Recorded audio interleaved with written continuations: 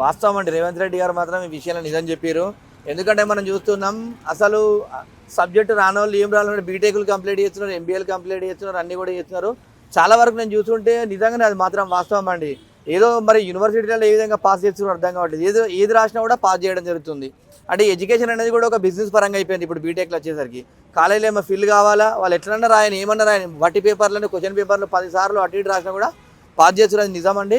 వాస్తవం చెప్పాలంటే నిజంగానే ఆ బీటెక్ అయిన వాళ్ళు కూడా ఫిల్అప్ చేయడానికి రావట్లేదు. నేను చూస్తుంటా చిన్నపాటి పింఛన్లు కానీ, తర్వాత రేషన్ కార్డు ఫాములు కానీ, తర్వాత చిన్నపాటి ఏదైనా క్యాష్ ఇన్కమ్ సర్టిఫికేట్ కూడా బీటెక్ చదివినోడు మళ్ళీ పోయి ఆ మీసే ఉన్నో మళ్ళీ అన్నకి ఇది ఏంది అని చెప్పేసి అడిగే రోజులు ఇవన్నీ. అసలు నిజం చాలా వరకు ఇస్తున్నా. ఎంత చదువుకున్నా కూడా అసలు ఒక అప్లికేషన్ ఫామ్ ఫిల్అప్ రావట్లేదు కాబట్టి కరెక్ట్ అన్నాడు రేవంత్ రెడ్డి గారు. అంటే రాజకీయానికి కానీ దేనికైనా యువతే మరి అంతమంది బయటకు వస్తున్నారు, మరి ఎందుకని ఉద్యోగాలు ఏందంటారు?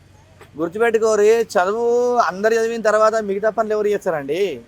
అందరు చదువుకొని అందరు ఎంప్లాయీలు అయితే అందరు కూడా జాబులు చేయాలనుకుంటే గిట్ట మరి మిగతా పనులు కూడా చేస్తారు. రోడ్లు కూడా ఉడుస్తాడు, బిల్డింగ్ లోడ్ కడతాడు, ప్లంబింగ్ పని వాళ్ళు చేస్తారు. ప్రతి ఒక్క పని కూడా అన్నీ కూడా చదువుకున్న చేయంటారు కదా. మిగతా ఇప్పుడు రాబోయే రోజుల్లో గుర్తుపెట్టుకోండి, అమెరికాలో అంట మీ రోజువారీ మేసీర్ కట 15,000 రాబోయే రోజుల్లో ఇండియాలో కూడా అదే పరిస్థితి వస్తుంది. అందరు చదువుకున్న పెద్ద యూనివర్సిటీలు ఉన్నాయి అని చెప్పేసి చుట్టూ ఉన్న 5 రాష్ట్రాలు హైదరాబాద్ వైపు తెలంగాణ వైపు చూస్తున్నాం. కానీ రేవంత్ రెడ్డి గారు చేసిన వ్యాఖ్యలు అటు యూనివర్సిటీలకి ఇటు కళాశాలలకి దెబ్బ అని అంటున్నారు. దీని గురించి వాస్తవం అండి. ఇప్పుడు చదువుకున్నాడు బీటెక్ చదివినట్టే మినిమం నాలెడ్జ్ అని ఉండాలి కదండి. లేకుంటే కేసీఆర్ కూడా లాస్ట్ టైం కూడా ఒక కామెంట్ చేయడం జరిగింది. ఏమని, అరే మీరు బీటెక్లు చదివి కానిస్టేబుల్ జాబ్లకు అప్లై చేస్తారు, మీకు బీటెక్ దీనికి అని చెప్పేసి ఒకరు అప్పుడు కూడా కామెంట్ చేసింది. అంటే మీ చదువుని కూడా మీకు ఎట్టేసి ఇంటర్కు పోల్చుకునేటువంటి ఇది ఉందా అని చెప్పేసి కూడా కేసీఆర్ గారు గతంలో కామెంట్ చేసారు. ఇలా గుర్తుపెట్టుకోండి, ఏదైనా కూడా నిజం. అది అప్లికేషన్ ఫామ్ కూడా ఫిల్అప్ చేయడానికి కూడా రావట్లేదంటే తెలంగాణ సమాజంలో ఉన్నటువంటి విద్యార్థులు ఈ విధంగా ఉన్నారని చెప్పి తెలియదు. ఇన్ని రోజులు ఇచ్చిన ఫీజు రీయింబర్స్మెంట్ కానీ ఇవన్నీ వేసుకుంటారు. అంతే అండి. రిజర్వేషన్లు ఇప్పుడు గుర్తుపెట్టుకోండి, రిజర్వేషన్లో సీట్ వస్తుంది కొంతమందికి ఇప్పుడు చూడు అందరికీ అసలు బీటెక్ అవుతుందంటే మేనేజ్మెంట్లు తక్కువ అయిపోయారు. మొత్తం చూడు అందరు కూడా రిజర్వేషన్లే. ఎస్సీ ఎస్టీ బీసీ మైనార్టీలు అందరూ కూడా, ఓసీలకు కూడా ఇప్పుడు సీట్లు వచ్చినాయి 10%. అసలు మొత్తం రిజర్వేషన్లనే అందరు చదువుతున్నారు కాబట్టి వాడు ఏం చదువుతుండే ఏంటనేది కూడా లేదు కదా. అయితే ఇప్పుడు రేవంత్ రెడ్డి సిస్టమ్ మార్చడం కోసం ఏమేమి రూల్స్ తీసుకున్నారు అవి కూడా చేయట్లేదు.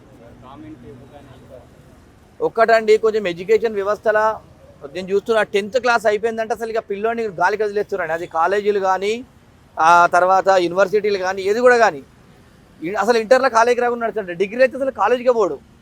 బీటెక్లో వాడు ఒక స్టార్టింగ్ అడ్మిషన్ అయిన రోజున 2 రోజులు పోతాడు, ఫీజులు కట్టడానికి పోతాడు తప్ప వాడు ఒక్కరోజు కూడా కాలేజీకి రాడు. మరి ఎందుకు కాలేజీకి రాడు అని చెప్పేసి ఒక సిస్టమ్ మార్చాలి. బయోమెట్రిక్ పెట్టి మినిమం స్టూడెంట్ వచ్చి ఎవరైతే రెగ్యులర్ కాలేజ్ వస్తారో వాళ్ళే కాలేజ్కి వచ్చి చదువుకోండి అని చెప్పి చెప్పాలి.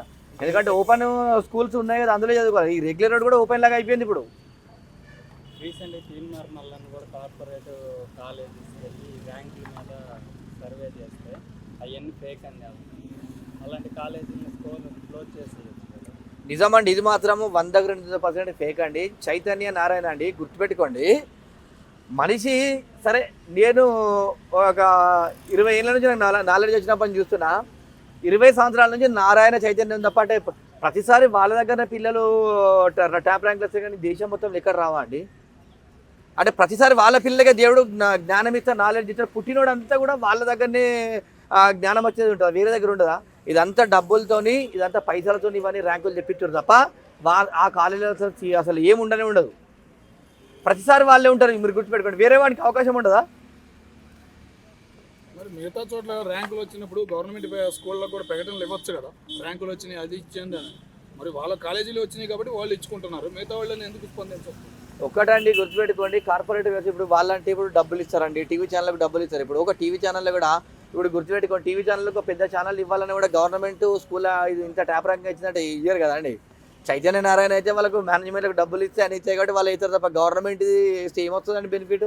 ఏదో చిన్నపాటి పేపర్లా డిస్ట్రిక్ట్ పేపర్కి ఇంత బొమ్మ ఇస్తారు స్కూల్ ఇంత ర్యాంక్ వచ్చింది తప్ప ఇట్లా హైలైట్ చేసే మాత్రం ఇయ్యారని చెప్పి తెలియజేసిన.